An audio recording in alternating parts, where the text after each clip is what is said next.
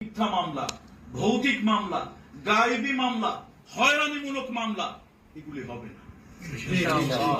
সুতরাং আপনাকে মানুষের কাছে যেতে হবে। 2 নম্বরে, সরকার কারা গঠন করবে এটা আল্লাহই ভালো জানে।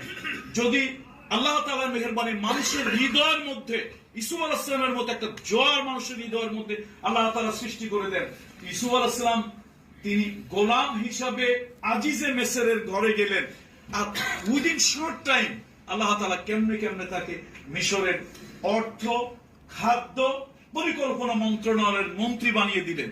এবং আরো একটা মজার ব্যাপার হলো, উইদিন শর্ট টাইম এই সময় 3টা মন্ত্রণালয়ের দায়িত্ব পালন করে আল্লাহ তাআলা এমন একটা সিচুয়েশন তৈরি করে দিলেন যে দেশের সম্রাট হওয়ার মতো একমাত্র উপযুক্তি হলেন হযরত ইউসুফ আলাইহিস সালাম।